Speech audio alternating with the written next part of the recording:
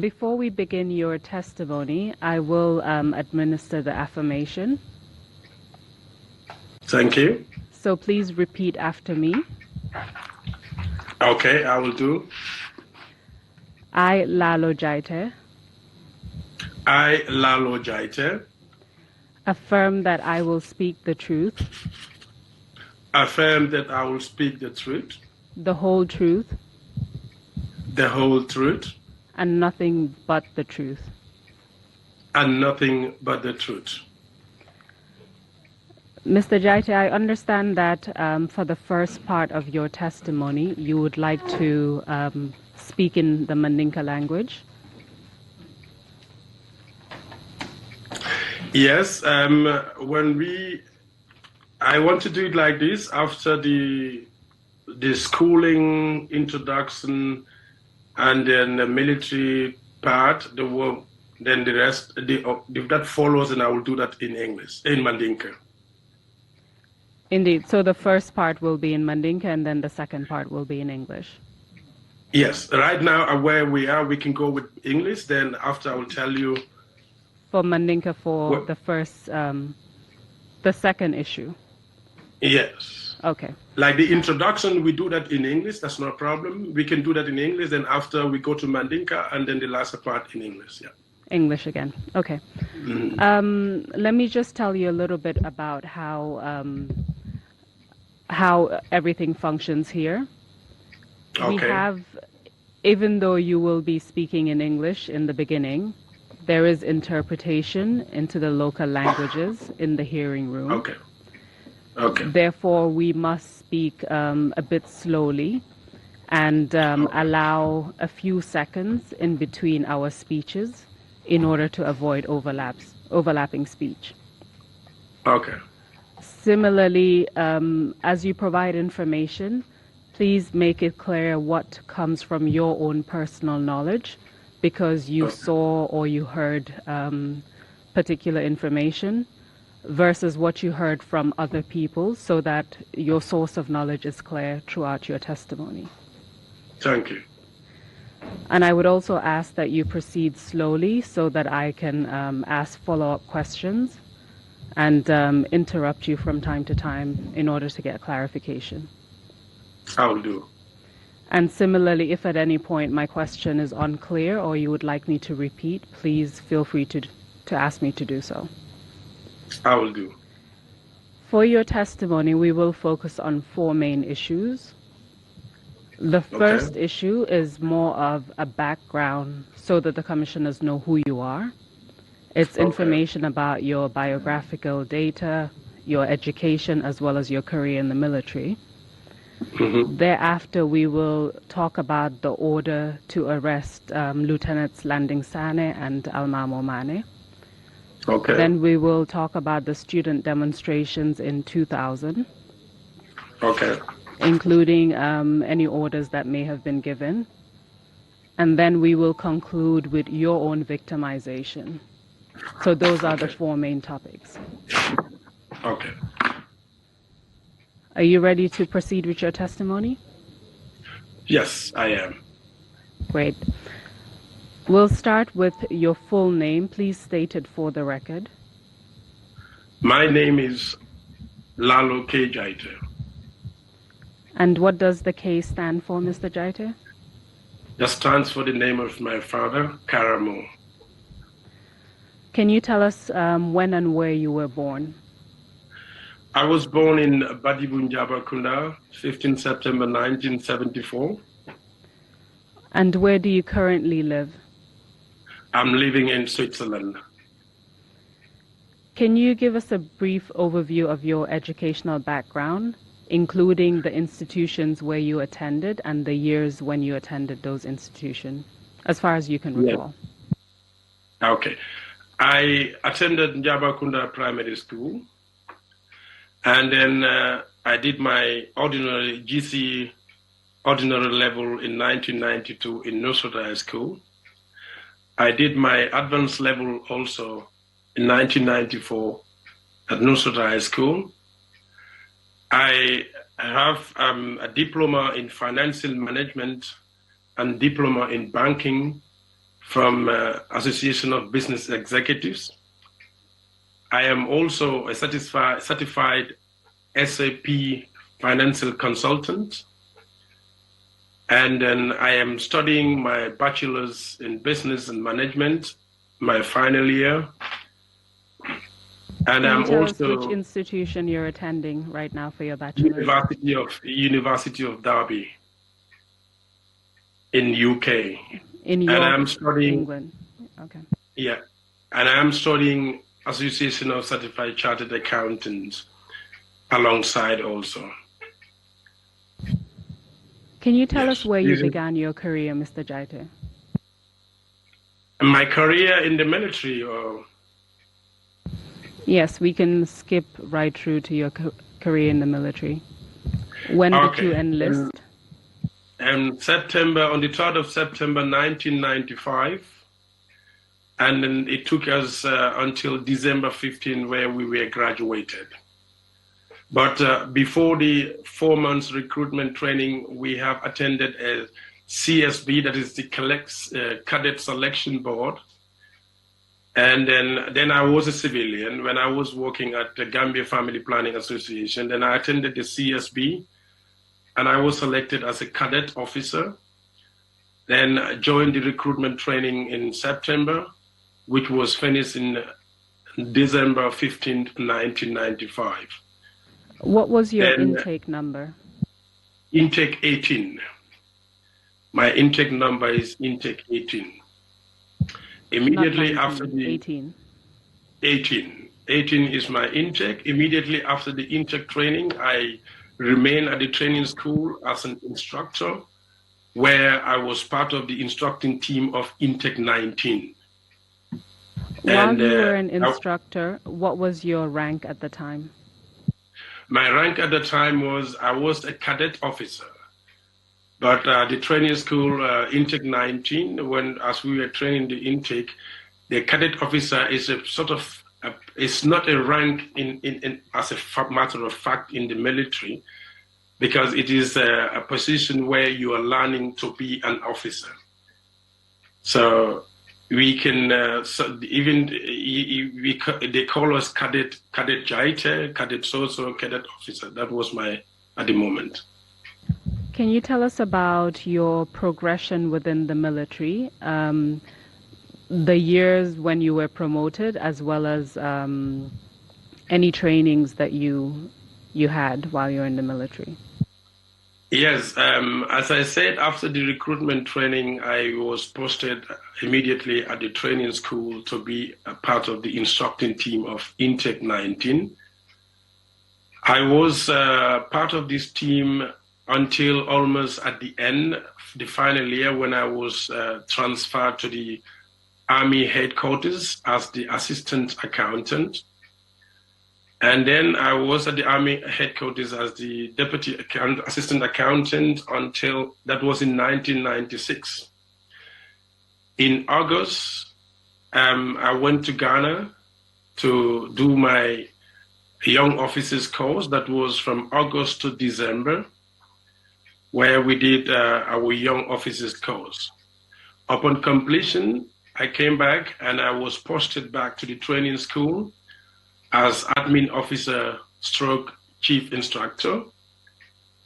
Then from Fajara Barracks, I was also moved, I was in the training school and then moved to Fajara Barracks as a company commander. And in 1997, I was posted to Farafenni Military Barracks. While at Farafenni Military Barracks, I was invited to take part in a course that was conducted by the Taiwanese military called the Bomb Disposal Course at the State House. And then at the graduation ceremony of the of this course, which was attended by the then ex-president Yahya Jammeh. And after the graduation, immediately after the graduation ceremony, I think he contacted the army commander who was there at the ceremony that he wants me to be transferred to the State House. And do you recall what year you were transferred to the State House? That was the latter part of 1998 towards the early part, towards 1999. And upon moving to the State House, can you tell us to which unit you were assigned? At the State House Battalion, that is the State House at the palace itself, I was first as an administrative officer for some, I think, 1 month or 2 months. Then I was subsequently appointed as the ADC to the president. After Can you tell us admin for how officer, long you held? Sorry, I believe you were saying something, but I did not hear that. yeah, I was saying that the admin office was just a brief period, was not a long time. Then I was appointed as the ADC to the president. So you became the ADC to the president. Similarly, we're talking about end of 1998, early 1999.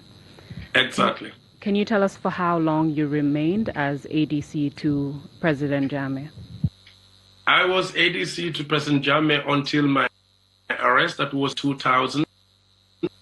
Do you recall the Around month June. of your arrest? It was in June. So you were ADC up until June 2000. As ADC to 2000, yes. President Jammeh, can you tell us what your role was? What were your functions at the time?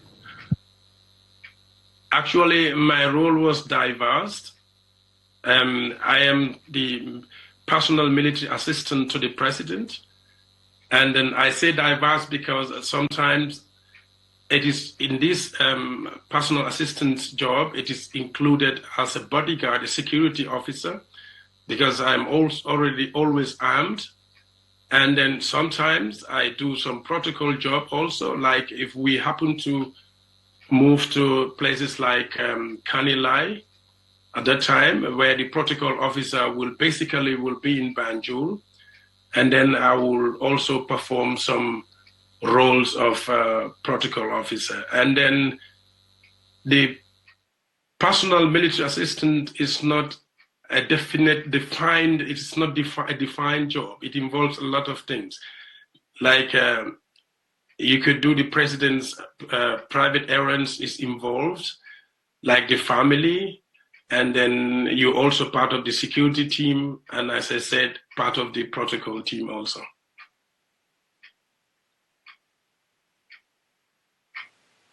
Of the president, did you go with him when he traveled abroad? Yes, I always travel with him. Wherever he is, if I'm not sick, then I'm there. When you say that you were the ADC to the president at that time, so late 1998, early 1999 to June 2000, were you the only aide-de-camp at the time, or were there others? Yeah, I was the only aide-de-camp because there is only one at a time. Perfect. Thank you for that. Thank you too. I would like to move on to the next topic, which concerns the arrest of Lieutenants Landing Sane and Almamo Mane. Can you tell us about that?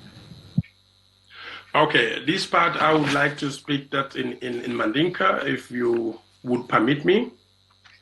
Indeed, but I would definitely remind you that your sentences should be shorter so that they can be interpreted into English, and then allow a few seconds in between. Is the Mandinka booth ready? Perfect. Please proceed, Mr. Jaiteh. Okay. Kaungela kumomo nyameng la Landing Sane ning Almamo Mane la arresto. Aketa evento ning keta January Karola kono 2000. If I hear you concerning the arrest of Landing Sane and Almamo Mane, that happened in the month of January. Wulara kilim ne mudrong mbeje president wa yong kumandi ala jimbaola. It was one evening we were called by the president to his veranda. I afonye komenko prunga tape recorder wato tape ol beje mi ala ka cassette ol bula kono.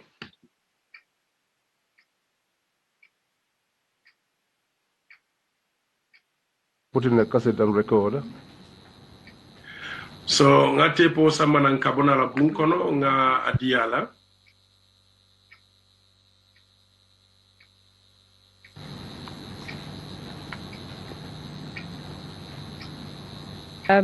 Mr. Jaiteh, I'll use this opportunity to ask you a question. Mr. Jaiteh, akabe nyinin kala jang. You said that this incident occurred in January. Did you mention the year? Nyim foko nyin ko keta January karole kono. Yes, sango nyim fole bang. Ha, January 2000 sango kono. Sanji yes, January in the year 2000. You said that we were called by the president. Who is we? No, I ain't president commandi. Iten injumalem. President yung kumandi. I ain't the commandi. The president called me. Please continue. What happened when the president called you? Akoye continue. Bring president yung commandi muneketa. Akonga cassette pour sambanang tape mi alon ko cassette ka bla kono. He said I should bring a tape which has a cassette so that one is able to record with it. Then nga tape on sambanang. That if I brought the tape. That I brought the tape. Then I brought the tape. So kabringa samana then I cassette babulo ayake tape kono. So after I brought the tape, he had a cassette which he put inside the tape. Then akonye ilamoy. Then he said to me, listen.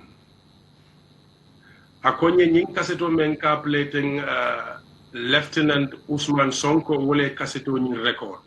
He said to me, this cassette that I am playing to you was recorded by Lieutenant Usman Sonko. Then kabemba cassette on lamoy kang. So while I was listening to the cassette,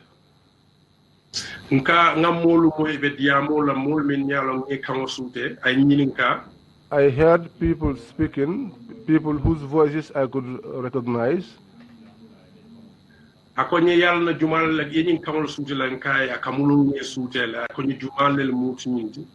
He asked me if I could recognize those voices, and I said I think I could, and he said who were they? I said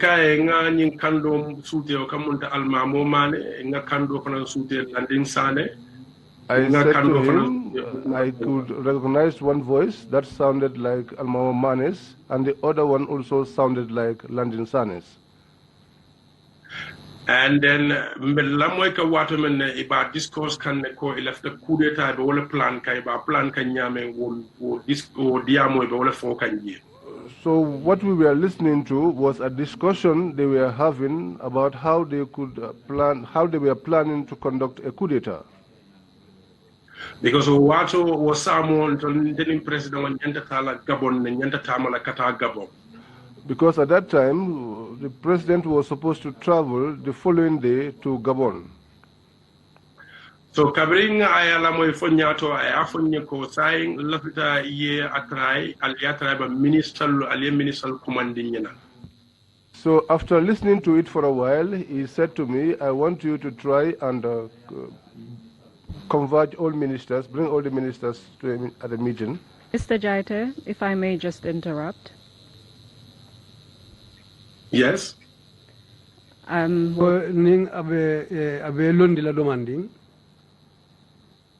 You mentioned that the tape was given to President Jammeh by Lieutenant Usman Sonko. Lieutenant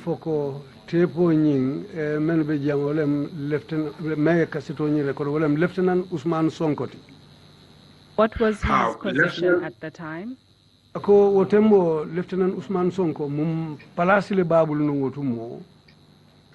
O wato atlemu state guard commander la number 2 til atlebe landin sarelem commandati atlemu landin command the second senior mantinu.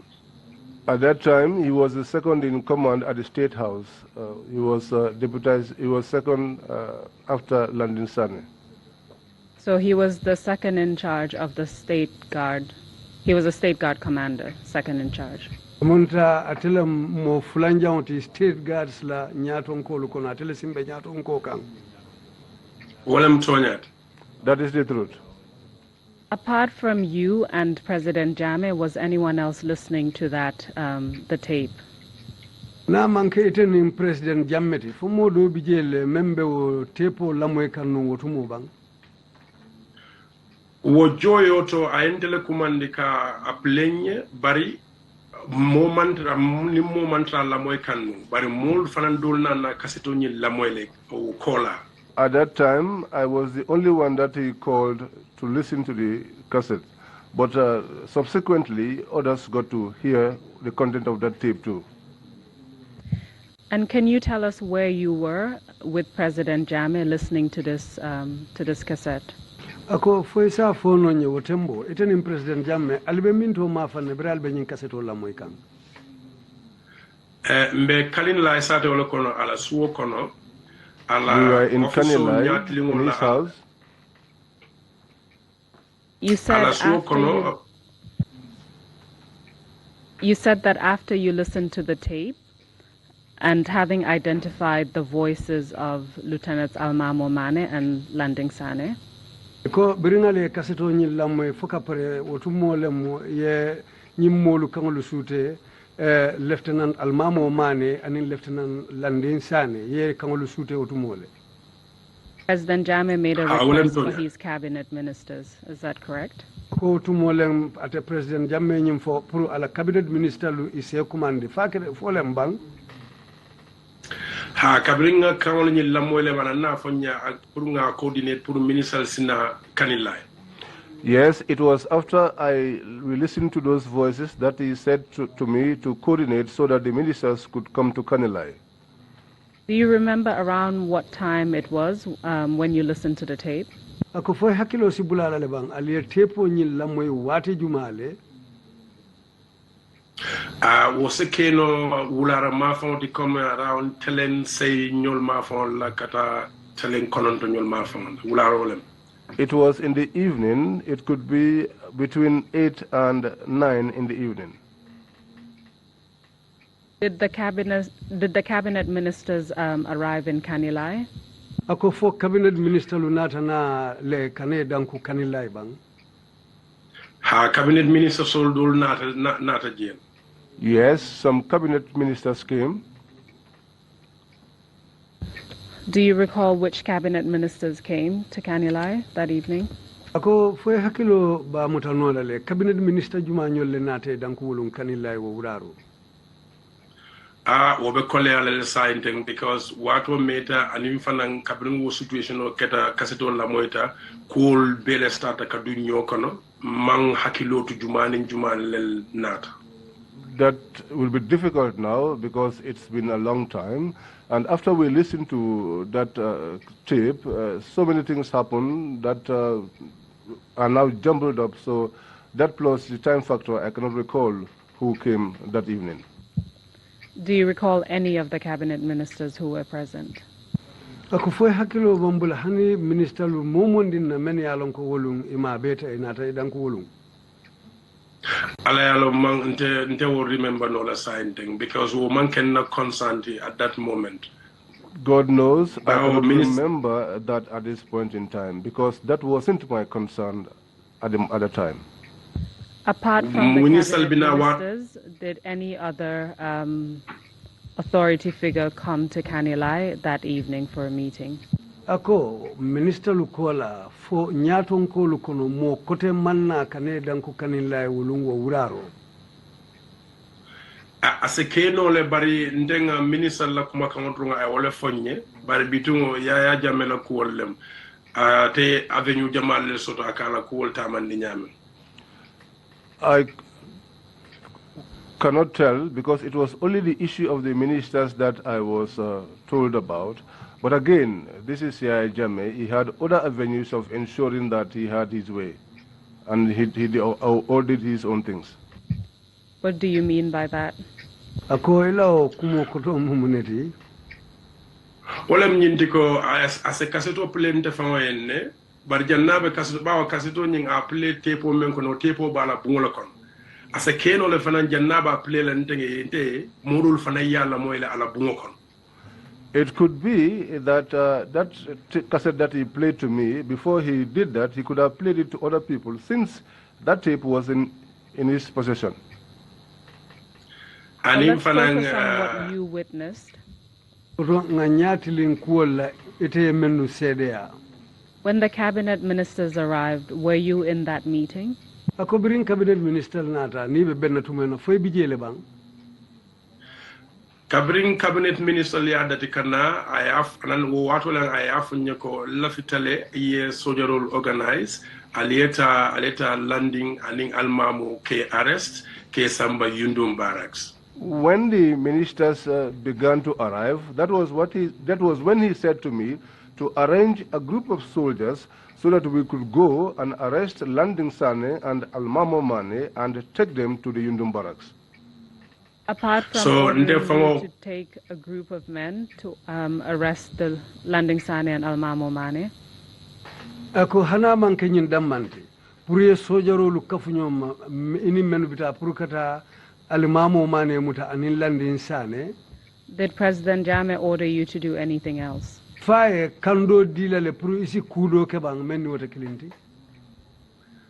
Ay kumakando men fonye wala mnyinti komen ko al sita le ñu arrest bari ni al tata al sa make sure al ning Ousmane Sonko arresting activity al ya coordinate comme ale bo ñoo kalama ni Ousmane Sonko.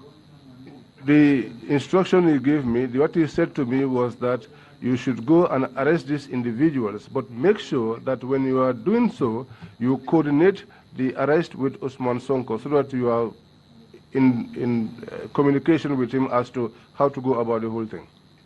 Did he tell you why you should coordinate with Ousmane Sonko? Faye dalilo foyen bang mensa kendi ining Ousmane Sonko sik nying kuota mandi nyola. Ha ama fonye directly but akoita le ba Ousmane Sonko le nying kaseto ni record. That means Ousmane Sonko ning almamo ning landing will be nying kuo kono le so ida mal be nying kuo kono le meeting on nyinke. He did not tell me directly, but since the tape was recorded by Ousmane Sonko, it could only mean that all of them were in the same thing. What do you mean by all of them were in the same thing? Ako kafoko bebe kuo nying kono le la o koto mumuneti. Wala mnyinti ko Ousmane ning landing ning almamo wole le meeting on nyinke. And the baby kan killing to puruka coup d'etat. So Ousmane na go koto.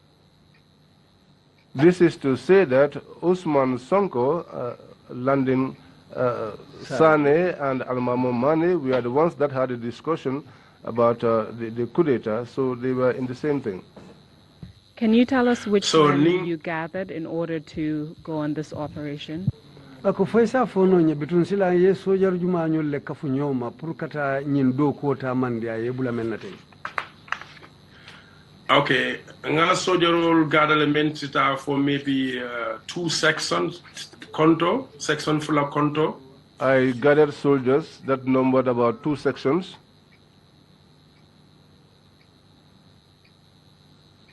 Where did those soldiers come from? Ako sojarol bota mintole. From which part of the army? Sojarol fanna juma o sojarol bota wolto.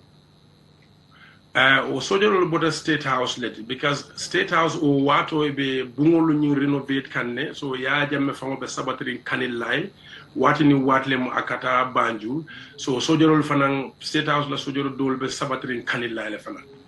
Those soldiers came from the state guard. Because at that time, the State House was being renovated and Yaya Jammeh had moved to Kanilai. And so the State Guard personnel were also in Kanilai. At that time, Mr. Jaiteh, what was your rank? Ako tembo Mr. Jaiteh, ita fangula rank mumuneti numu? Lieutenant. I was a lieutenant. Can you tell us what happened after you gathered this men in order to go for the operation, the arrest operation? ako foysa fono nyene biriye molu kafu nyoma pour kata molu muta silango operation o mune nata ke ndenga nga comme nga fo nyamen section fula ngo kafu nyoma le. Just as I said earlier on, I put together 2 sections. Menketende fangoti Lalo K Jaiteh. Myself, Lalo K Jaiteh. Musa Jammeh, ex-lieutenant Musa Jammeh. And ex-lieutenant Musa Jammeh. Sergeant Buba Jammeh. Sergeant Buba Jammeh. Sergeant Sidi Balde bangame sai major lemu. Sergeant Sidi Balde, but now I think he's a major. Ismaila Jammeh, me arabe mutarin sainte. Ismaila Jammeh. Omar Sonko. Omar Sonko. Nga driver fula fanan sodo je Ali Uso anil Lamin Silla. We had 2 drivers, Ali Uso and Lamin Silla. Aning soldier do kafume Barambub.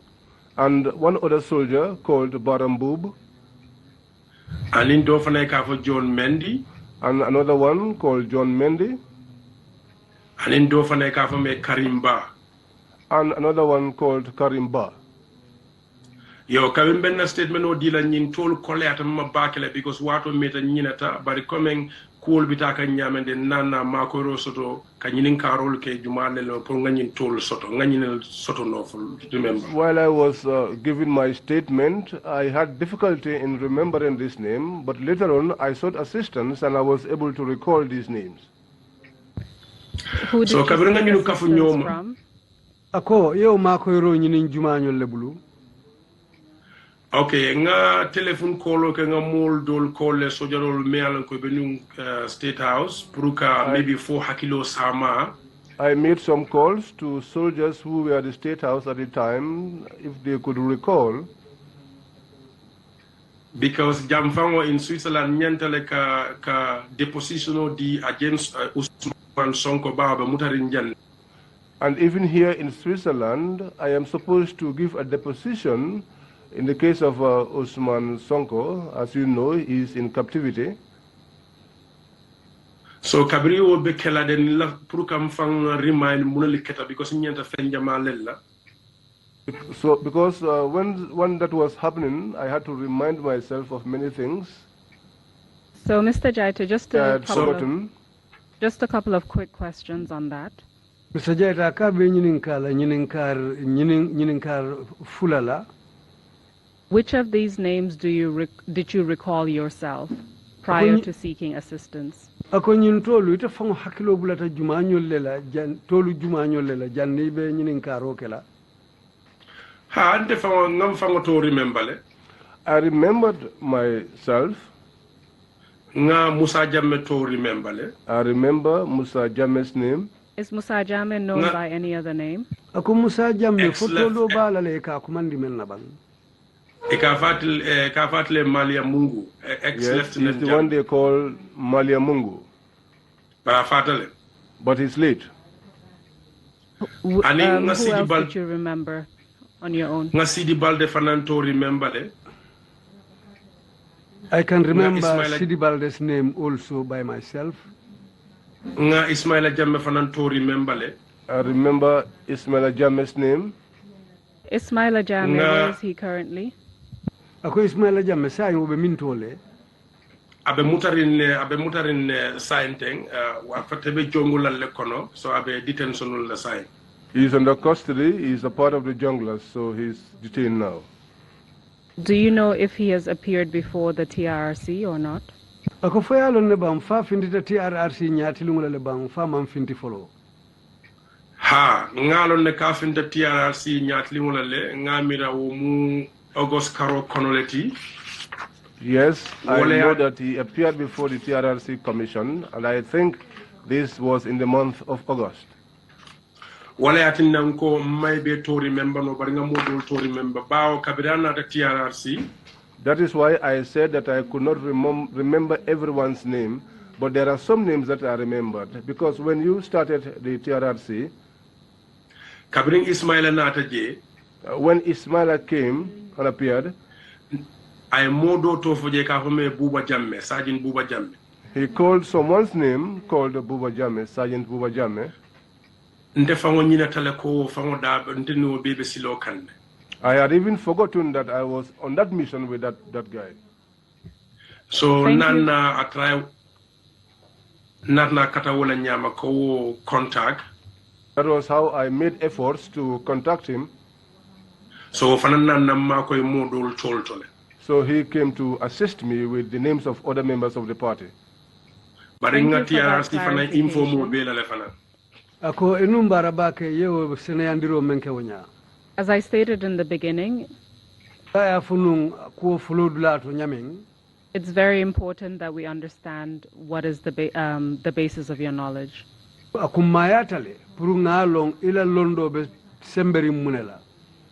will help the Commission when it comes to assess the information that you've provided. So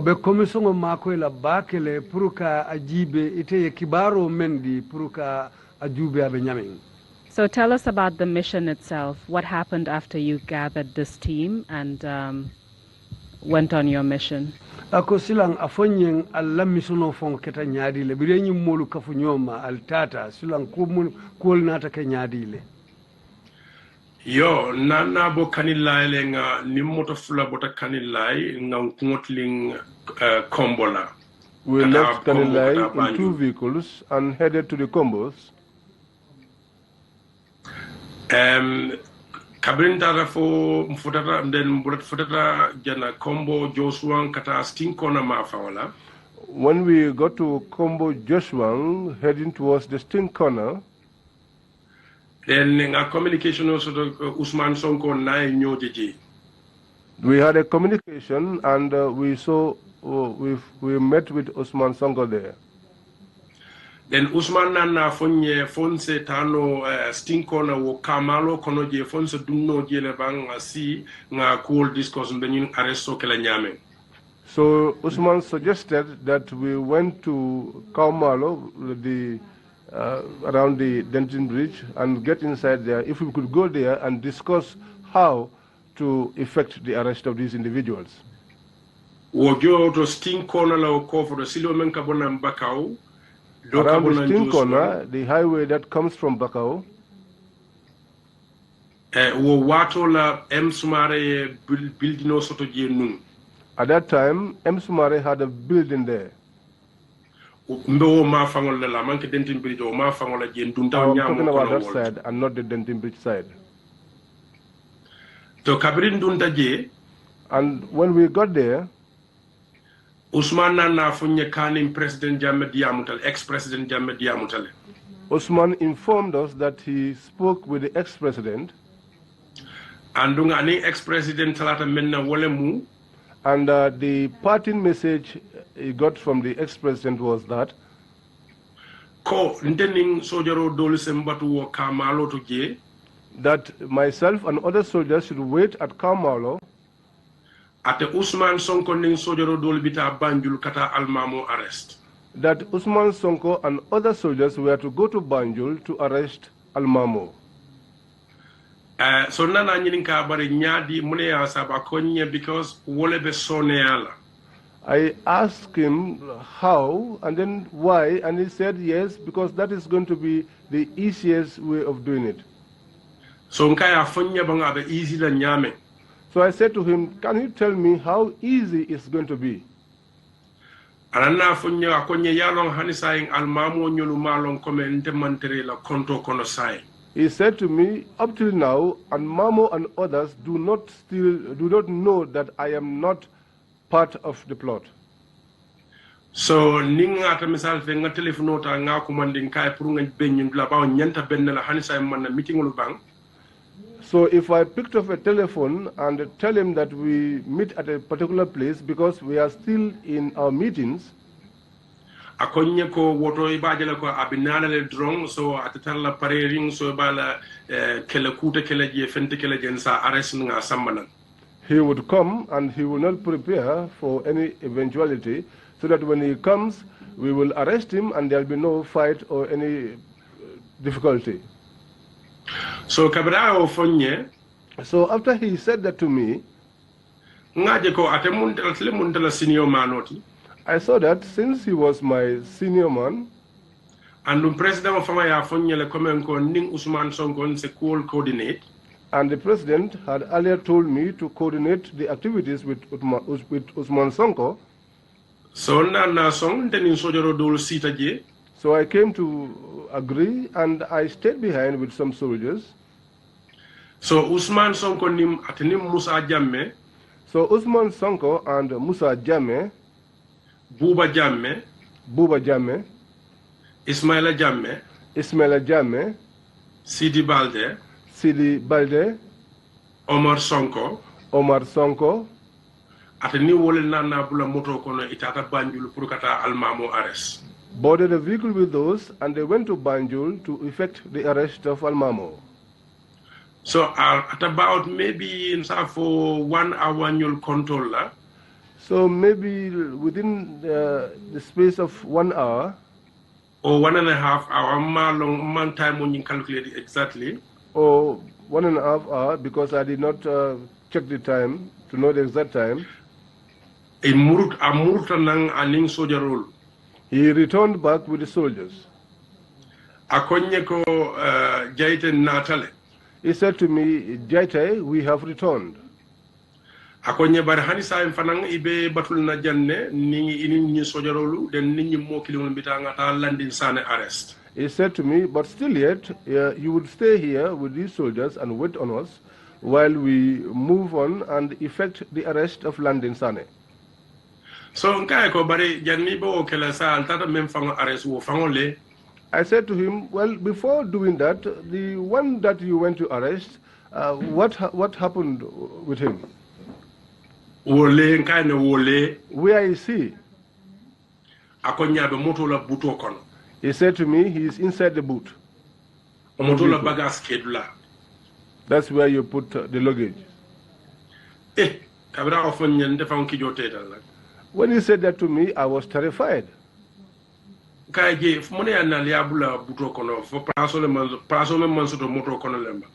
said, why would you put him inside the boot? Is it a case of lack of space in the vehicle? He said to me, he's dead. Shit happens.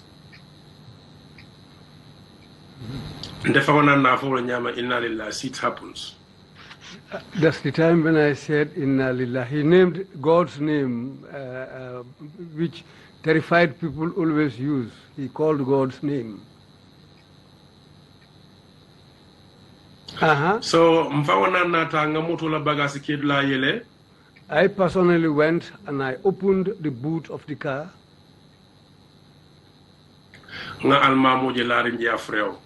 I saw the corpse of Almamo inside the boot. His body was covered all over with blood. I asked Sonko, what caused this?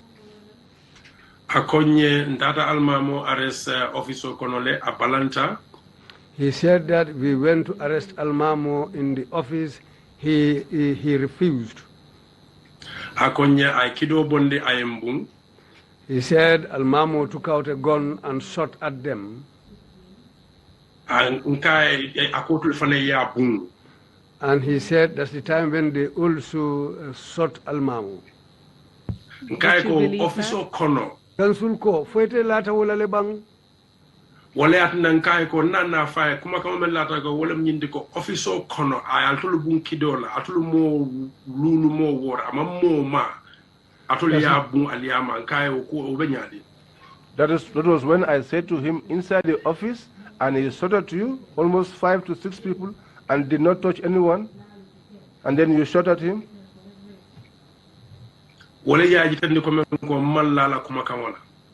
This is to show that I did not believe what he told me.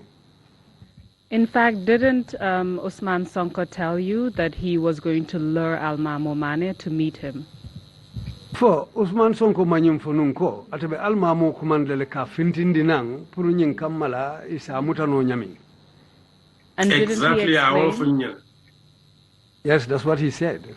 And didn't he explain that the reason behind that was to avoid a messy arrest, so to speak? Ando ay nyile Exactly. fanan foko dalilo membe ko ma wolem satara kelete kelaje nyobunte kelaji. Walam tonyat. That is the truth. So when he gave you that explanation, Sa imbirate kumo foite ye wonya. you disbelieved it because of the story that he told you in the end. Iman lala koten katu ay kumo foye nyaming aninga kete nyaming. Walam tonyat because ntenga almamulo ngala ko sojaro lemu. That is the truth because I knew Almamo and I know him to be a good soldier. Ning mo lulu mo woro na hente arrest officer kono. If 5 or 6 people come to the office to arrest me, Nindela follow will boom.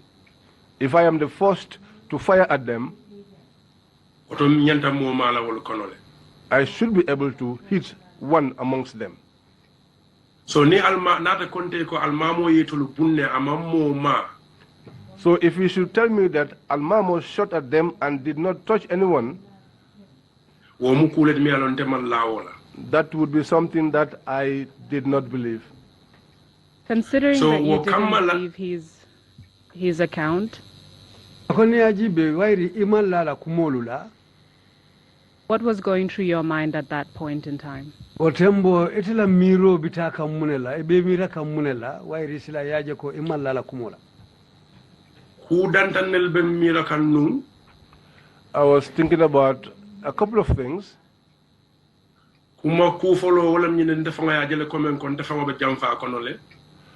The first one was that I saw that I was inside or a part of that betrayal. And the flanja wala nyinde komen ko rumors ka follow nun ko sonko e kule ke amalla president soldier muso konomatale.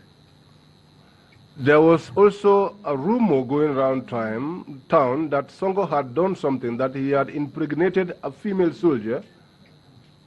And that female soldier wo mol rumor menka for landing sane badingole woti. And that female soldier, by the rumors circulating, that was a relative to Landin Sane. So abe silari ne num pour landing kana o kuma kamo futande president oma. So he was fearful or afraid that Landin Sane, afraid of not having Landin Sane pass on that rumor to the president. So no keta pour so après ngani moment wala mo kalandin ning almamo comme kalandin tin bondiji dal katinya. So to take care of that situation, what he would do was to make sure that he eliminated London. So kumenna na kuma kan sabanya membe ko hakilo kono nun. The third thing that was in my mind, So wala nyinte ko to maybe after landing fanan fala. maybe he also wanted to kill London. Because akola na ko ngabatu kotenke aita nin so jolo ta kata landing sane kam. That was why he said that I should wait for them again so that they could go with other soldiers and get landing. You've told us. Council ko. You've told us that you've told us what you believe Usman Sonko's motives could have been in relation to landing Sane. Sa yenyum fonyene Usman Sonko la dalilo lumenti landin Sane la karola. What motive would he have had to kill Almamo Mane? Bar silang munebe kala dalilo ti pray Almamo Mane fa. Because Owato Almamo ning landing they are very close. Because at that time, Almamo and London were very close. And we close tele ni nyolo na kabisa fo soldier ya kono kabisa fo commando.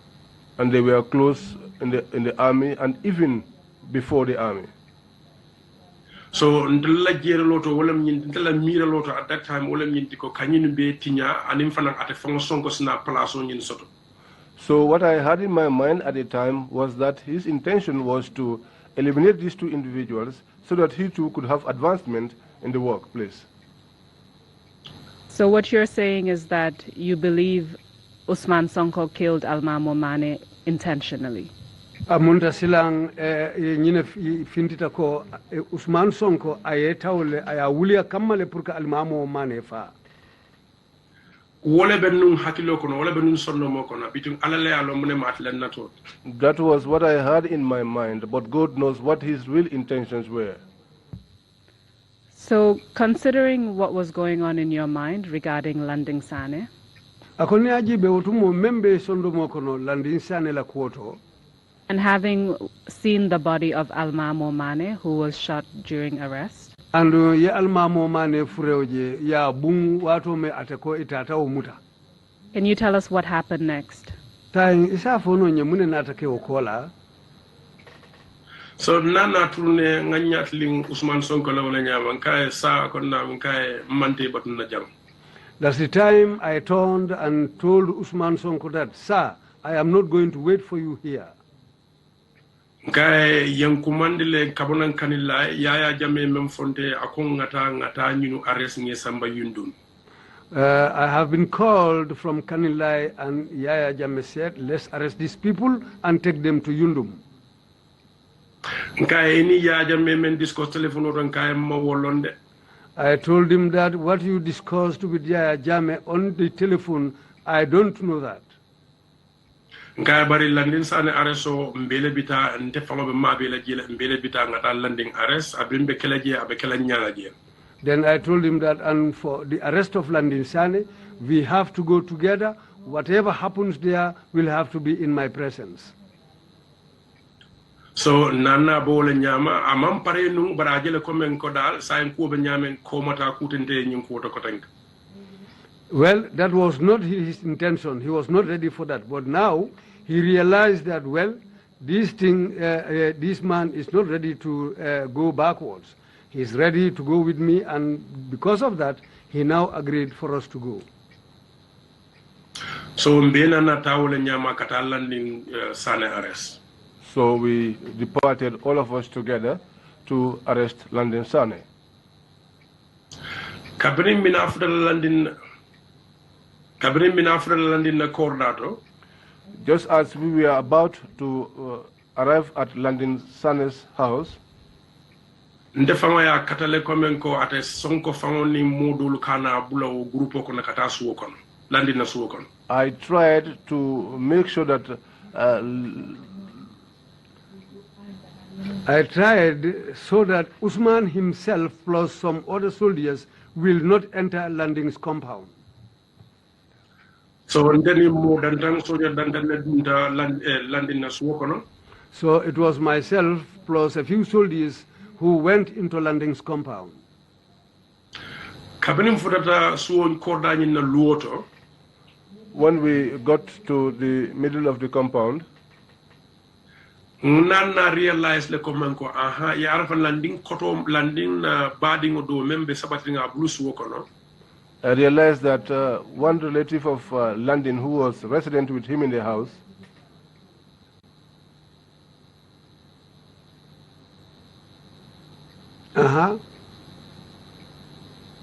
Atomu sana. his name is Sana. Nana jele komen after ko min yara fa wala follow dunta bun kono jan o futata le fa dunta bun kono fa Landing inform. We did not realize that he had gone inside the house before us and informed Landing. So kabringa bunda konkong. So when we knocked on the door, ngaje ko bunda man yelen kon nganna komen ngal bunda ko pour landi ya bunda ele. we saw that the door did not open. So ndena na ta bungo koma. So we went around the house, behind the house. Hani ndena na ta bungo koma. I went around the house. Then lota ladla ma fan koma palanteroto. I stood by the window of the bedside. Bedroom o ma fangola. By the bedroom, the window to the bedroom. I stood behind the window of the bedroom. Hani ladla bungo ma fangola palantero beje lampo be malakandaman. Around the bedroom, there was a room where where the light was on. So kabringa je jibe nga palantero nyi nga nyake palantero kono. So when I looked through the window, Nga landing jab loring. I saw Landing standing. Nga la muso je baby ka find baby. I saw his wife also, who is called Baby. Kono bala nung. She was pregnant by then. Nga modol fananje lori landing dala. I saw some other people also standing near Landing. Then nga landing je telefono babul. So I saw Landing holding a telephone. Then I telefono kele da mem follow call mo long. He had already called somebody. The first person he called, I don't know that person. But the telephone nying akamda nim telephone tata mailbox. But it looks like the telephone went into the mailbox. Then ngaje kotenka I tell number do call. Then that's the time when he called another number. Then ngama akafo ko almamole. Then I heard him say to the person at the other side of the line, "Where is Almamo?" Okay, we mem fire mo long. But what that other guy told him, I did not know. Ndebelori parandero fire na kumaka homo ele fama na kumaka homo mo long. I was standing by the window. Whether he heard my voice or not, I cannot tell. But nga fire ne bunda ele nate arrest le mbe sambalal. But I told him to open up the door. We have come to arrest him and we are taking him away. Bari o nyawanyan telefono babulo kono. But yet still he had the telephone in his hand. So men na rende fana hakilo kono wala mnyinti ko. But what came to my mind was that Janin dol fama bunda kon kono landi yalo no kono sojoro nata kamal. before we even knocked on the door, Landing knew prior that the soldiers were coming to pick him up. So nata manso na bunda yelela. So if he would not agree to open up the door, and I telefono sika bedula call la, and he should pick up a telephone, calling places, ndefanante je ninna sojoro nga badu telephone call na because malaka jumala call. then I was not also going to stand there idly with my soldiers because I did not know who he was calling. Soit ka sojoro la call ba jandi bina bina attack la je. Whether he was calling the soldiers so that they could come and attack us there, Fondung janning kele kulble kele je. or whether there was going to be any fight there. And womu a residential area le mol le bat sabatring jende fangola dimbal be sabatring just about 50 meters away from our compound.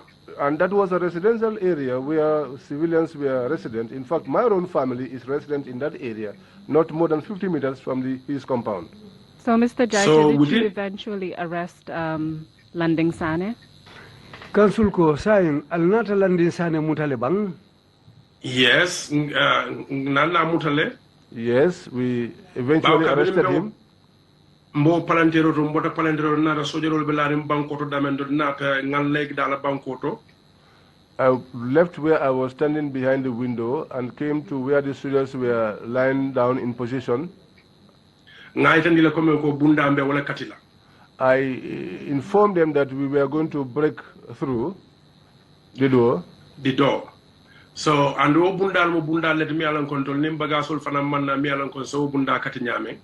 But the door was such that we did not come with the requisite materials to be able to break that door. So the only way in Sakeno nyame wala kabunda bun kidola kabunda katinin kidola. So the only way we could get inside was to fire the hinges of the door to penetrate.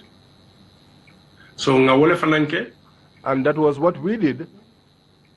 Then world landing kabring explosion kumata because amanga kidi keso de nga wole tanga bun.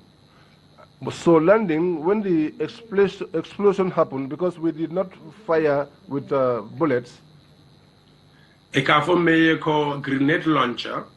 what they call grenade launcher, Nga wole connect ya connect bunda bala. that was what we attached to the door. I did that personally. Then wurtanko grenade. Then I shouted grenade. Then benga langa covata. So all of us fell to the ground and took cover. But wo ngake bunda mento. But where the door that we attach it to, and where Landin was with his family, was a little bit far apart. So Kabiru Kumata don landing Kumakama, stop, I'm here. So after that noise, I heard Landin's voice saying, stop. So Jorol ya muta wala nyama ya fintindi bunda katring kono. So that was how the soldiers arrested him and brought him out through the door that was destroyed. When Mr. Sane was arrested, Mr. Sane muta. Did anything happen to him? Fo kuketa la lebang. Actually, me along kon se mem fon kalamuta wala mo kabrin sojorol ya bondina bungo kono ya sabanyame bundato. Went in and got him and brought him out through the door.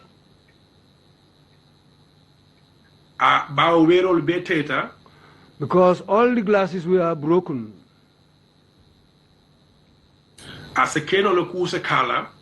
It might be possible that something has happened to him. It might be possible that he was wounded. Let me be specific.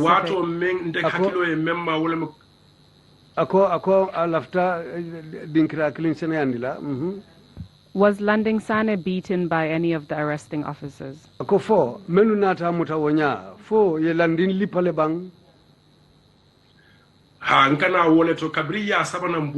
that's where I'm coming to. After they pulled him out of the house, then immediately member bunda it started ka lipa. Yes, when they took him out of the through the door, the soldiers who were standing around the door started beating him up. Then I shouted because I was behind them. He shouted because he was standing behind them. Stop it. Man na jam puruka bute na rajena puruka arrest so ni ale ndema nga soto ale nga samba nga nyanta sambal damen. I shouted to them and told them, stop it. We didn't come here to beat him up. We are here to arrest him and take him to a place where he should be taken to. Which soldiers were beating Landing Sane? Ako soldier jumanyo lebe Landing Sane lipakanu wotumo. Actually, men na figo dunta nya kono bak wale mu Ismaila Jammeti. The person who I can recall most was Ismaila Jammeh. And then another person fanam bejele, but I come atole nyata wala, but fulo lemu. There was another person, but I cannot recall his name, but he was a fuller. He's a soldier, fair in complexion. Realized like start. I realized that those two were the first to start. Did anyone else join those two in beating up Landing Sane?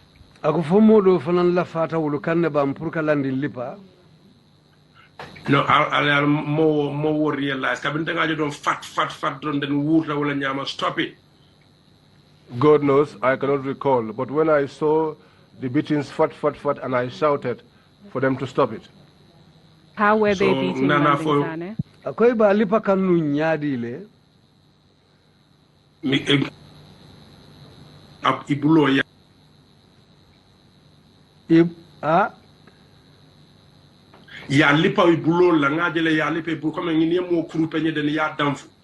They were beating him with their hands. It's like when you hit someone with a blow and then you kick them.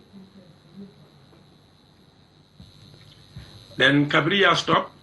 So when they stopped, then Tamata wala nyama kata Usman Sonko ningo mo tola male bedamento.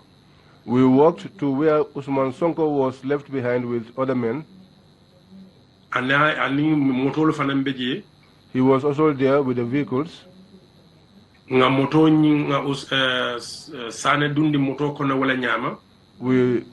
boarded Sane into the vehicle like that.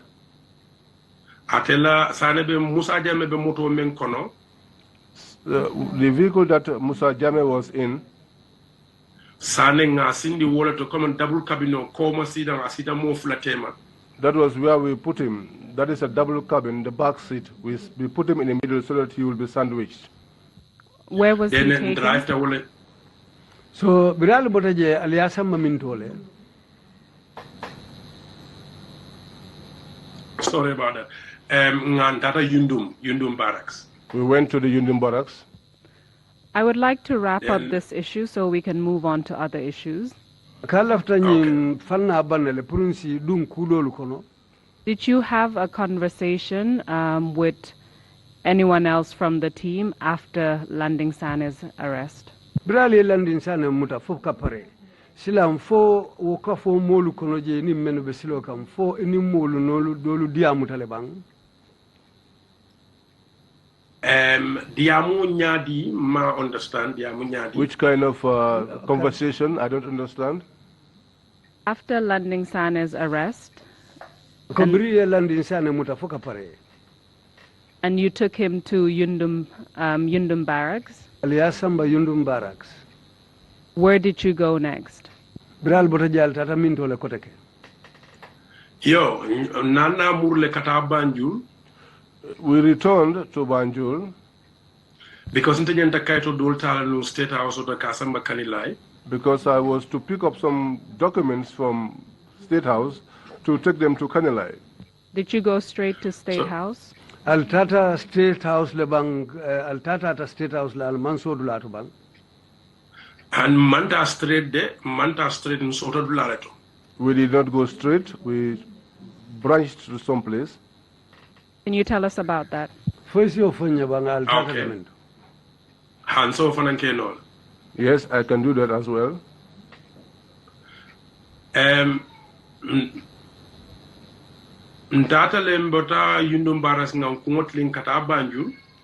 We left Yundum Barracks and headed towards Banjul. Sonko's vehicle was leading. My vehicle was following. So Bond Road. So when we got to a place called Bond Road, and I saw Sonko's vehicle take a turn.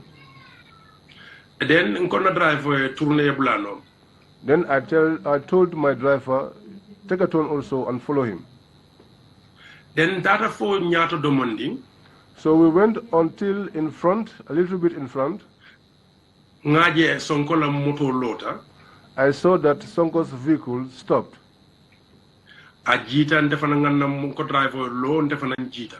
He alighted, and I also told the driver to stop, and I also alighted for my vehicle.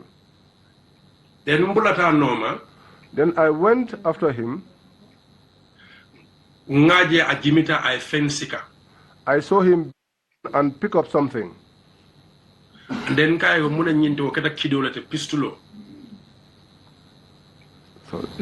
I asked him, what is this? Then it turned out to be a pistol.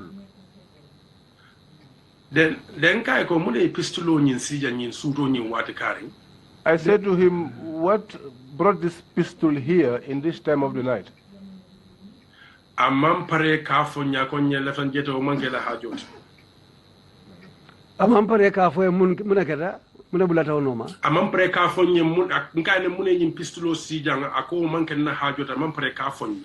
I asked him what brought the pistol here, but he was not prepared to tell me about it. He said that was not my business. But he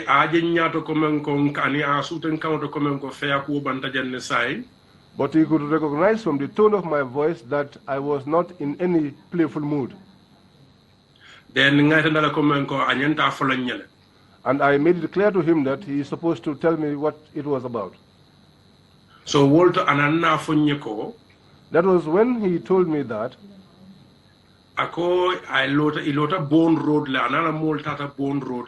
He said that they had stopped at Bond Road. He and his people had stopped at Bond Road. Then I telephoned Almamo call. Then he picked up a telephone and called Almamo. Almamo in a Bond Road a meeting continue. To tell Almamo that he should come to the Bond Road so that they could continue their meeting. So kabiring almamo nata. So when Almamo came, Wata nyin sojo dolbe mabori nyamo kon. by this time these other soldiers took cover inside the bushes. So ako kabiring almamo futata. He said when Almamo arrived, Ateko albe sojo finda nyamo koneka, you are under arrest. he said the soldiers came out of the bushes and said to him that you are under arrest.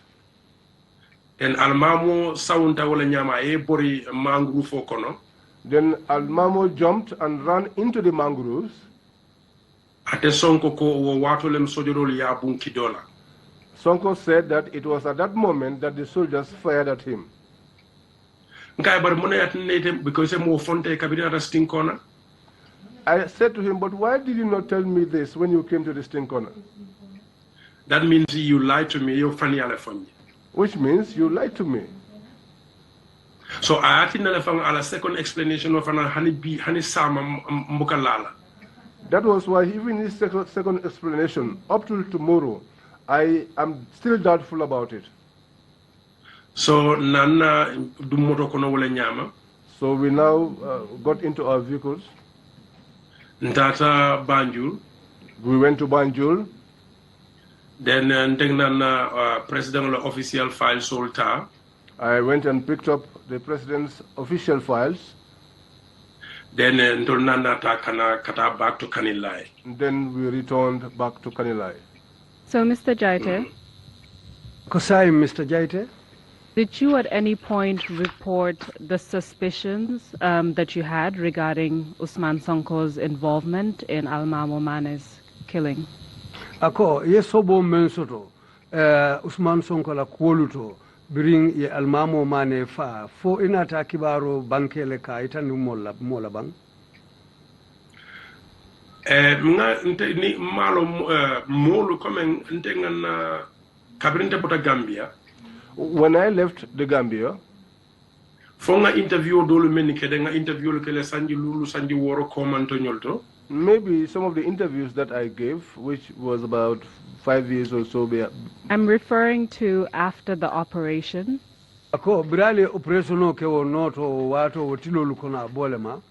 Did you report these suspicions to anyone within your chain of command?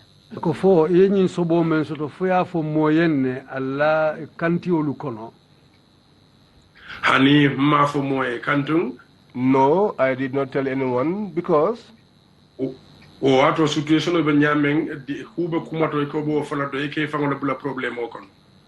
that time, the way the situation was, if you want to talk about these things, you'll be putting yourself into problems. And the president for caring, the highest command. And to whom were you even going to tell this to? Because even the president, who was the highest command, was aware of what was happening. What do you mean by he was aware of what was happening?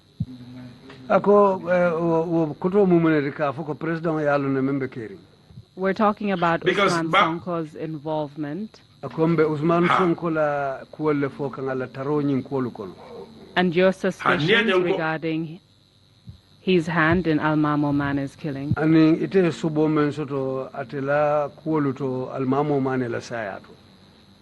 How was President Jammeh informed of that? If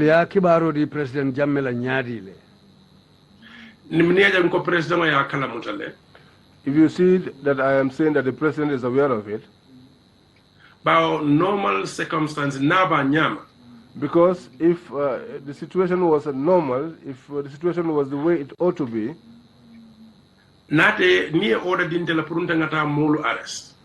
if you give me an order to go and arrest people,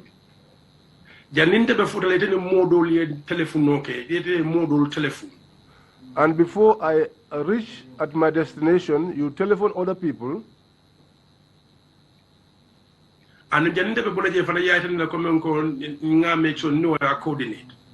before I left, you told me that let me make sure that I coordinate with those people.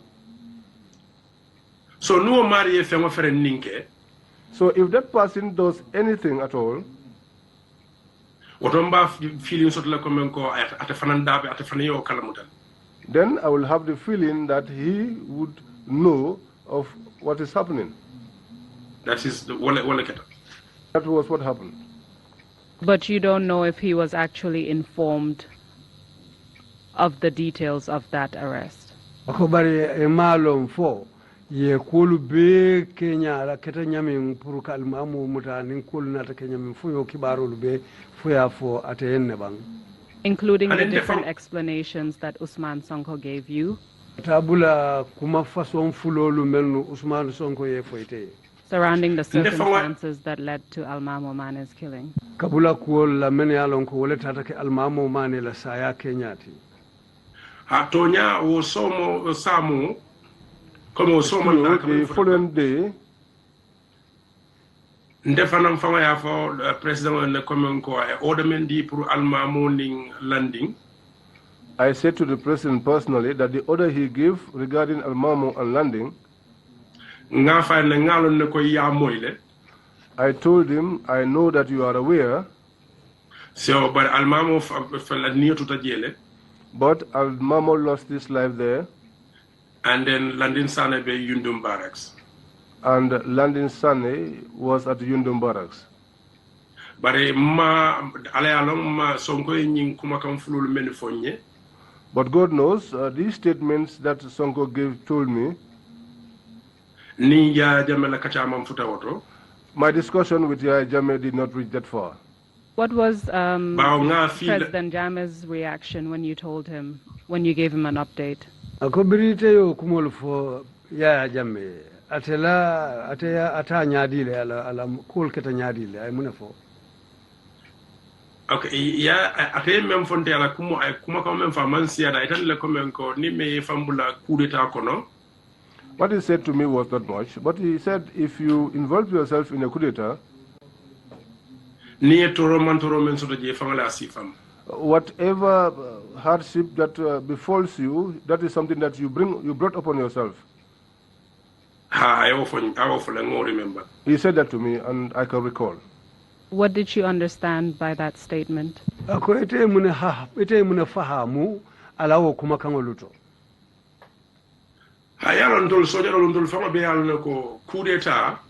You know, all soldiers, we all know that a coup d'etat, any soldier that was prepared for that, then it means it's your life that you have laid down. I'm asking that question in relation to Almamo Mane and Landing Sane. What did you understand by President Jammeh's statement? Ko Almamo Mane ni Landing Sane la kuwa bole nyinin kaka wakati president wa atela kuma kama ay kul tanya maketa nyadile. Comme fois la réaction on understand nyame wala nyindiko ni sojero men ya lonko yi wakilte ko be coup d'état la kele ko be president coup d'état la. It upon himself to involve himself in staging a coup d'etat.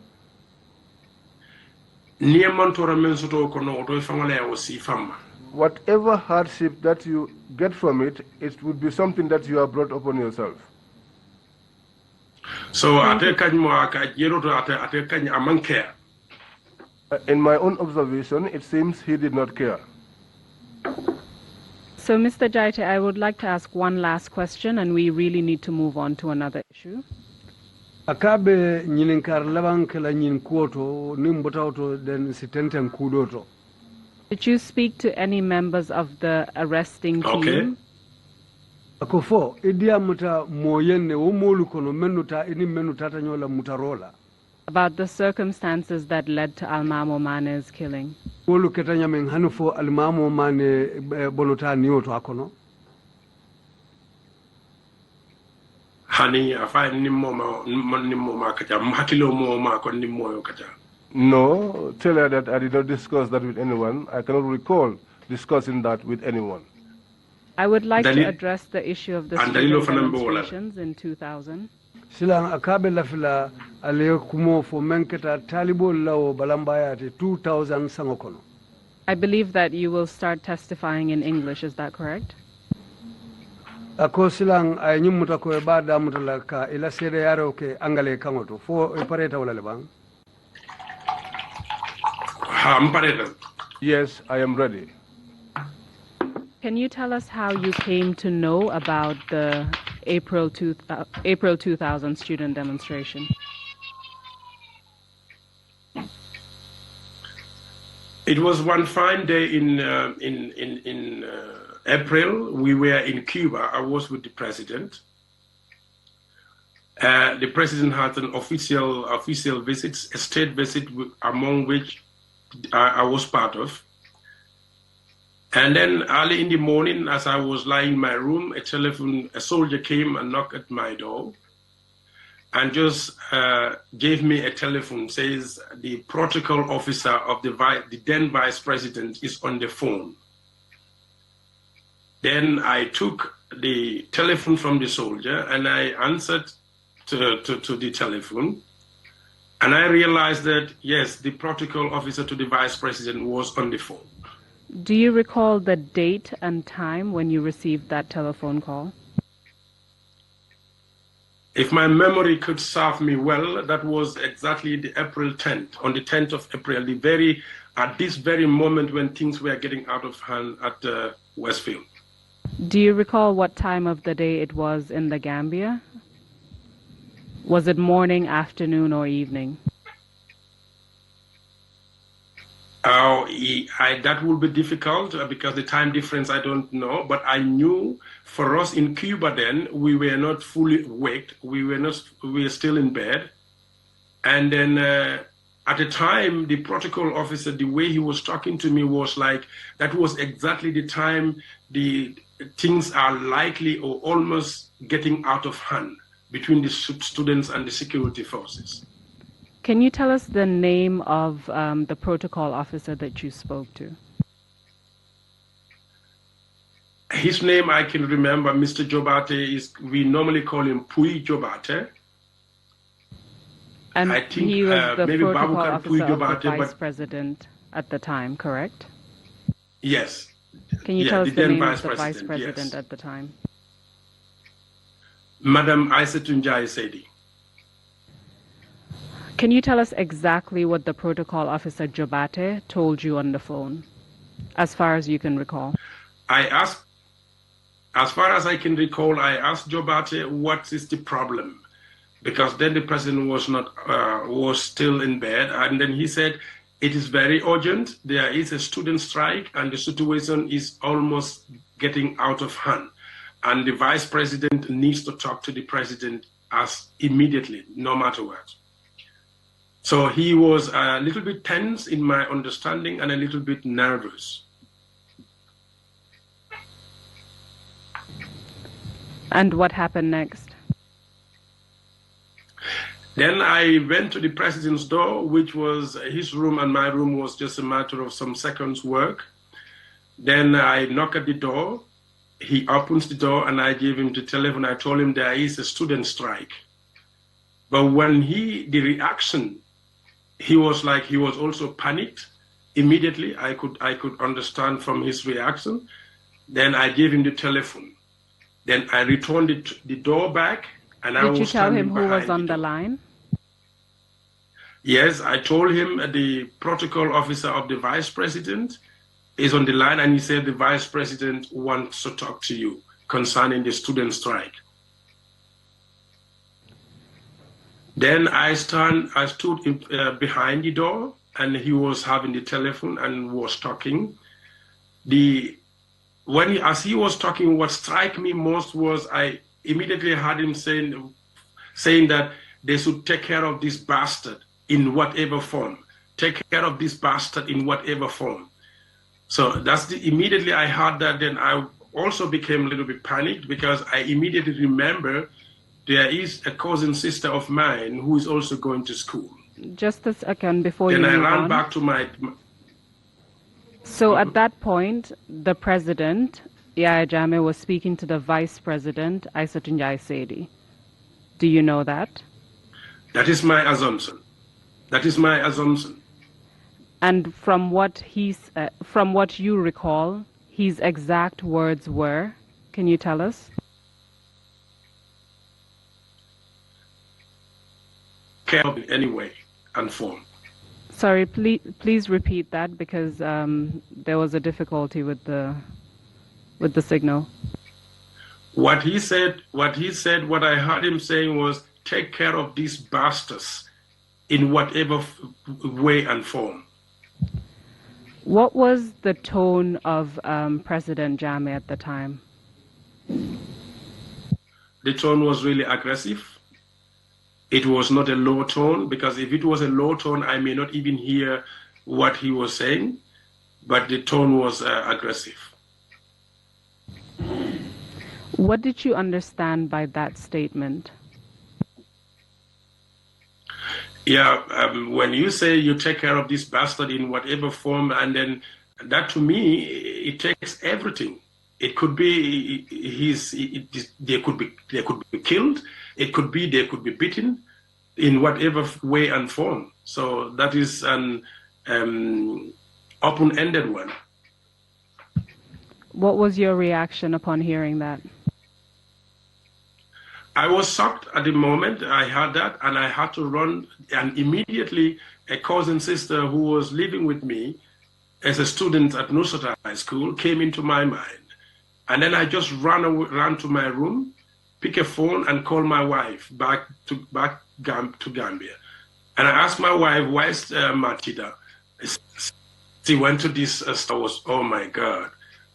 And then I was like, okay, maybe he's also part of the people they're going to deal with, to be candid. If your understanding of President Jammeh's statement at the time was that take care of those bastards in whatever form, could either mean beating or killing, why did you react in that way?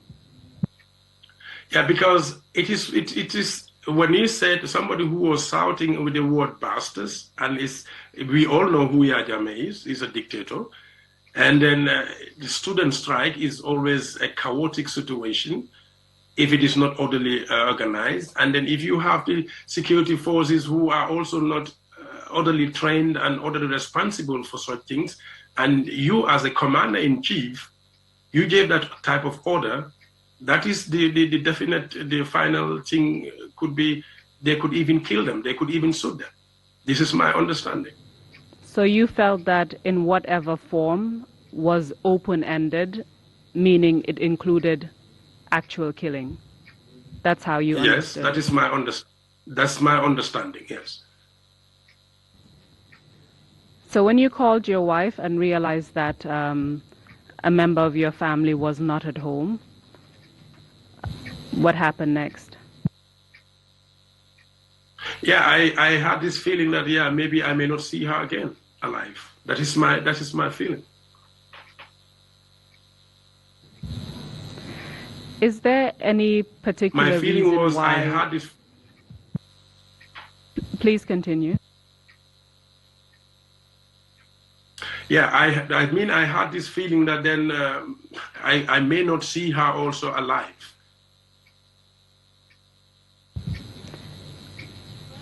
Is there any particular reason why you would interpret such a statement to also include killings, for example?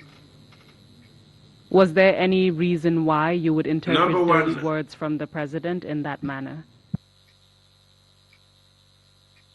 What I understand, what I know about him is, at that moment he was panicked, and then he was nervous, he was angry, his tone was aggressive, and then these things, as a dictator, he was never tested in that line like that.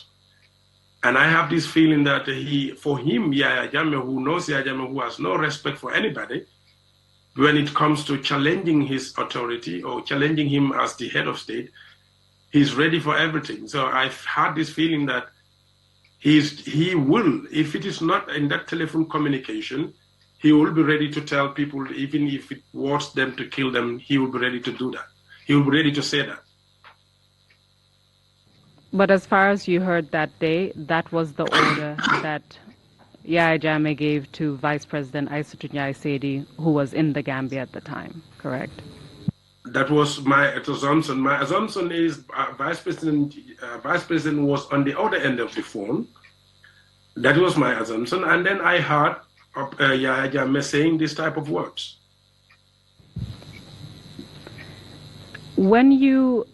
After you told Protocol Officer Jaiteh that you were going to wake the president up, or you were going to hand over the phone to the president, at that point, do you know if the phone was given to Vice President Jaiteh or what? No, I cannot remember that. I don't think so. Did you at any point inform Mr. Jaiteh that you were going to hand over the phone to the president and so he could give the phone to the vice president?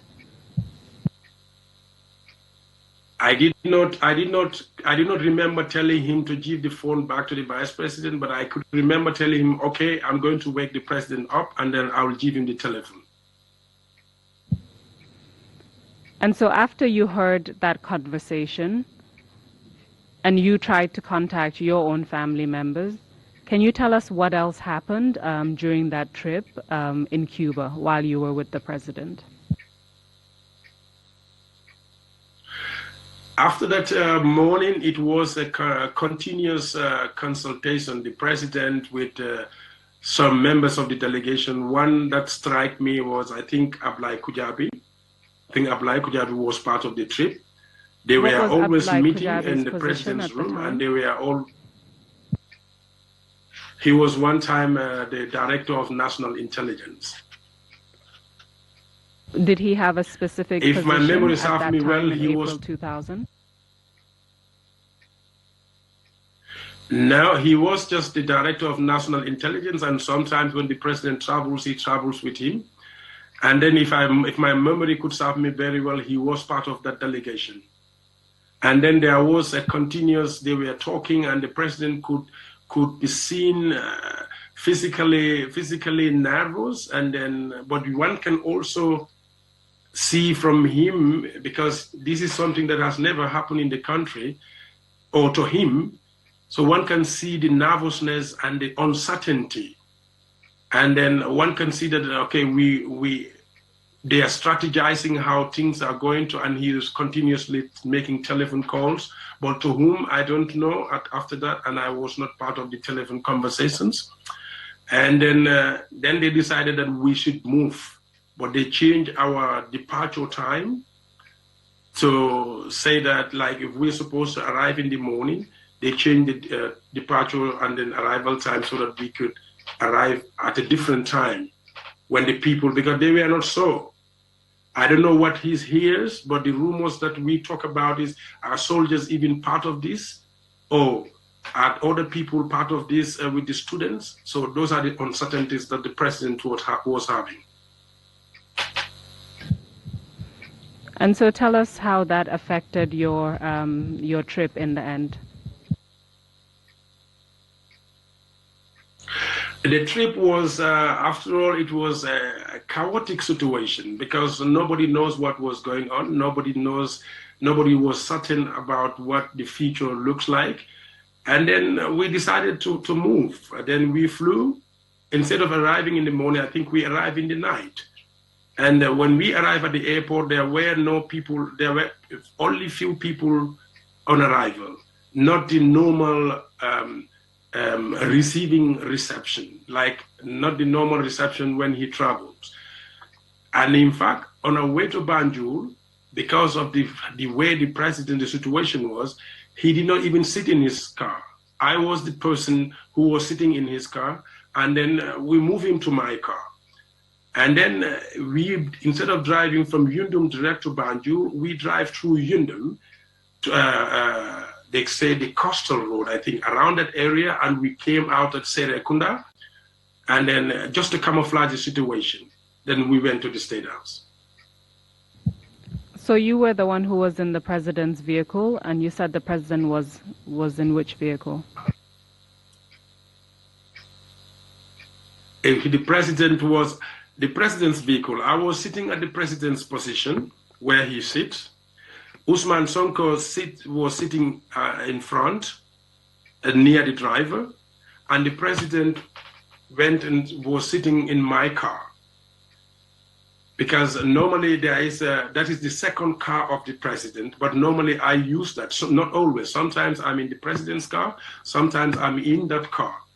But he was not in his official car in that night from Yundum to Banjul. Upon your arrival in the what Gambia... happened. Maybe we will be attacked, or maybe people... No, please continue.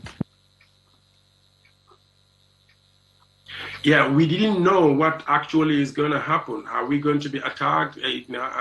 Is the strike over, or what? Everything was uncertain. Do you recall how many days after the 10th of April you actually arrived in the Gambia?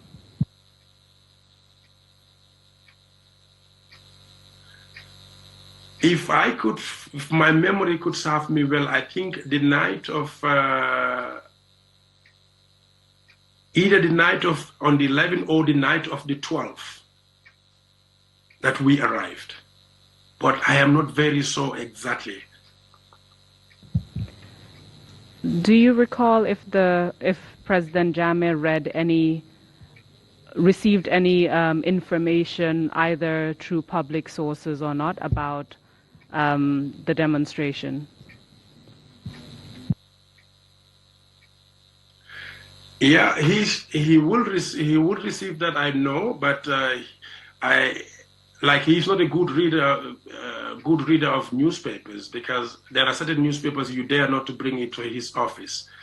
But I think apart from the telephone calls and official things, he got, in fact, one particular situation where an Observer newspaper, when we arrived at the State House, there was this Observer newspaper where there was a gentleman who gave an interview called Sheikh Louis from Bakau. I didn't know Sheikh Louis at that time, but I worked with a woman called Our Louis from Gambia Family Planning Association, and I knew that her husband's name is Sheikh Louis. So Sheikh gave an interview on Observer, and then he was trying to blame, from the interview, the blame was given to the government for the atrocities of April 10th and 11th. And the president saw that. He just went through quickly in front of a caravan, because then the State House buildings were under renovation. He was there, the president, Jammeh. I was standing in front of the caravan. Usman Sonko was standing there. Ex-Lieutenant Musa Jammeh Malia Mungu was also standing there. After reading this newspaper, he called Usman Sonko's name and says, Sonko, he said, yes, if you have some secretive people who can keep secret, I think it will be good you go and take care of this, eliminate this gentleman. I was like, what? Then this is where the conversation stops. Then what did you understand by that? When he said, eliminate this gentleman, take care of this man? To kill him, because he was offended about that interview that Sheikh Louis did on the Observer newspaper. So he your was testimony offended. Is that Yahya Jammeh ordered Usman Sonko to kill this gentleman, Sheikh Louis? Exactly. That is my understanding. And then... At the time, do you know where Mr. Louis worked? Mr. Louis, I think at that time was like Amnesty International, whether the Secretary General of Amnesty International, but he has something to do with the human rights institution. If my memory could serve me well at that time. Can you tell us what happened after Yahya Jammeh asked Sonko to take care of him, to eliminate Mr. Louis, if he had people who could keep secrets? What happened next? Yeah, what happened was that immediately he said that nobody said a word. Yahya went into the caravan. Me and Usman, we left in the same direction. Then I just turned to Usman Sonko. I said, sir? He said, yes. I said, ndateje. Ndamantraje bi ndateje sam. Well, that means I interpret just look that at Usman for and us? said, sir, I'm not. I just look at Usman and say, sir, I'm not part of it. This, I'm not part of it. You're the commander of the State House, but I'm not part of this thing. That was a very risky move because if the information went back to him that I said that, I could be eliminated myself. But I think also that saved the life of Sheikh Louis because Usman knows that I know I had this information and I openly told him I'm not part of it. So it could be that they decided to not to do anything further. You said if the And I information think about Sheikh your Louis, nothing has reluctance. happened to say. Yes. You said the information, if the information about your reluctance to be part of that mission went back to him, you might be eliminated. Who are you referring to? Myself, I could get into trouble. Who would get you into trouble? Or who would give an order to eliminate you? That's what I'm Yahya driving at. Jammeh himself. Yahya Jammeh himself. Regarding the April 10 and 11 incident, did you come to find out any other information about what happened after Yahya Jammeh provided instructions to Vice President Aissatou Saidi?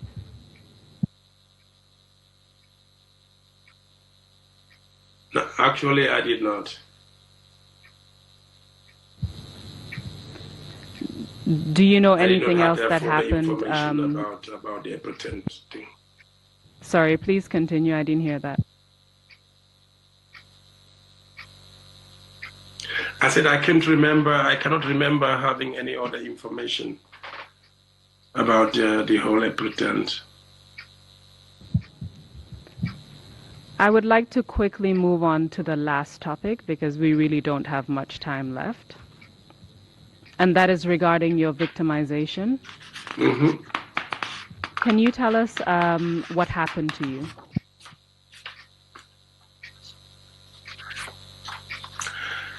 That it also happened in 2000.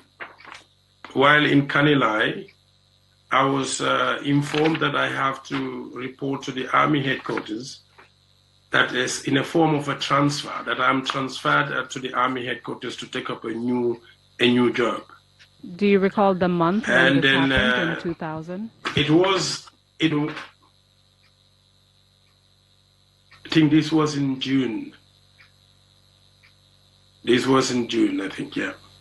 Then I had a mixed feeling. It was I had a mixed feeling. On one side, I was relieved because the job of the ADC, for me, I always feel that I don't belong there. I don't belong to the State House.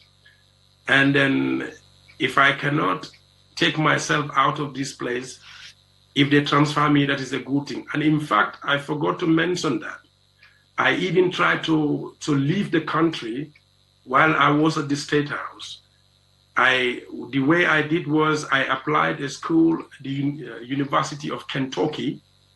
I applied for a bachelor's degree in information technology. And I even paid half of the school fees.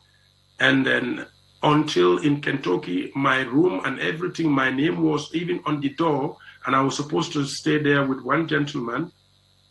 A brother of mine could be my witness, Malandin Jaiteh, who was in charge of this transaction. I was supposed to go in August. The school was supposed to start in August, and in June, July, we got this problem.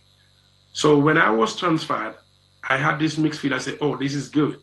Then I'm out of this everyday thinking of my life, and I can also see my family, because I'll be working from morning to 8 and go.